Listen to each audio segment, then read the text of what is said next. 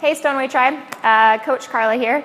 I'm going to give you a few ideas of some things you can do for a warm-up and mobility before you get to class. And that way, hopefully we can work out some of those aches and pains and get you to be the most mobile creature you can be before we get into our workout. All right, guys, I know a lot of you have some limited upper back mobility issues. And so one thing we can do is you can use the foam roller as a fulcrum. You're going to work and you're going to lay back. And your goal is to try and get your head and your butt to touch while moving up and down segments of your upper back. And if one spot feels relatively stuck, you can sit here for a while.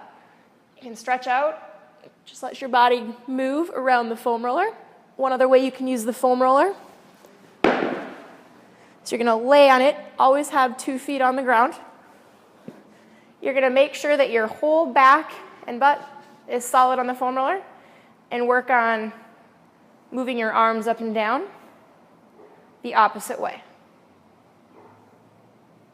And make sure that rib cage stays down, not extended. Now that we have our upper back loosened up a little bit, time to open the hips. You can grab a kettlebell or a dumbbell, works well for this. We're going to do a goblet squat. Pointy part of your elbow hits this fleshy part of your knee. Kettlebell gets held like this. You're going to sit your butt backwards. And so that kettlebell rests out in front, and you can work on getting those hips loosened up, work on dropping a little bit lower. And as you can see, the kettlebell is out in front, and my butt is behind me, sitting down in a nice big squat. And you can stay down here for as long as you need to get your hips opened up. All right, now we're getting to my favorite. It's called a squat progression. It involves a bunch of different movements, getting your hips and upper body mobile. So the first thing you're going to do is you're going to start with a hip hinge. Kind of like a good morning, you're going to send those hips backwards, slight bit of bend in those knees until you feel a really good stretch in those hamstrings. After you do that, you're going to sit down and do a squat.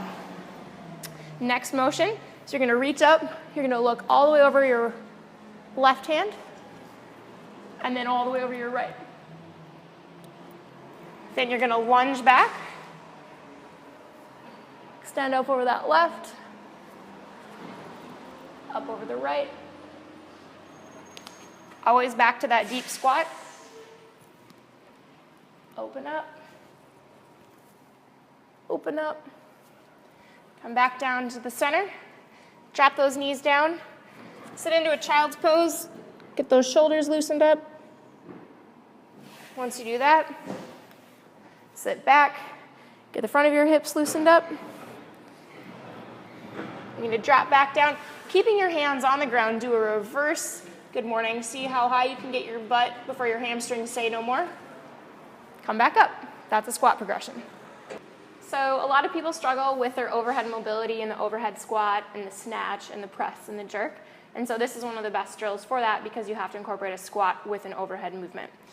You're going to grab the bar with a snatch grip, so a nice wide grip, hook grip if you can, thumb underneath the hand. You're going to bring it up overhead. I want you to face the creases of your elbows towards your ears. Your armpits should be facing out. Then what you're going to do is you're going to step up to the wall and give yourself a little bit of space, and you're going to work on an overhead squat facing the wall. The better you get, the closer you can go. Maybe you can touch your toes, maybe not, we'll see.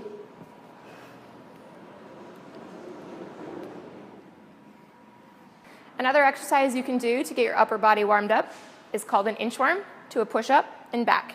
So you're going to do that hip hinge or that good morning for as low as you can go. You're going to walk your hands out, keeping your butt squeezed, touch your chest to the ground, not your hips. Come back up. An advanced progression to the inchworm would be considered a wall walk. So what you're going to do is you're going to start with your feet next to the wall in a plank position. You're going to try and keep a hollow position the whole time. Feet are going to come up until you touch your nose to the wall. Stay in control. And walk all the way back down. Push up. Another great tool to get your shoulders mobile would be a band hooked onto a pull-up bar. You're going to take your hand, stick it through, grab the band, turn your palm up. When your palm is up, you're going to sit back until you feel a nice stretch in the lat and deltoid region. And you're going to hold for 30 to 60 seconds. That's one stretch.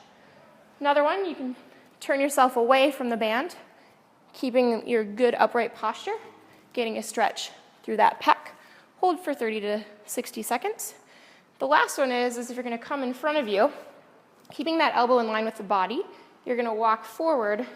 You're going to get another great lat stretch on the bottom. This one particularly helps with a front rack position.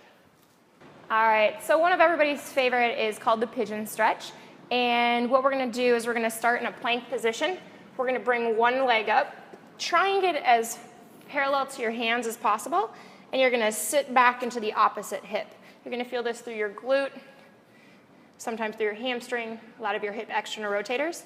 If you're comfortable with that, sink lower, or you can drop to the elbows, and you're going to hold this for 30 to 90 seconds before switching to the opposite side. Hey guys, so I showed you all of these tools because these are all great mobility tools to utilize in your warm-up. Before you come down, you can do a lot of them upstairs, so that way you can get your body prepped for the workout you're going to do. So next time you have a spare 10 minutes before class, go ahead and take some time, do some of these exercises, and I think you'll find some great benefit from it.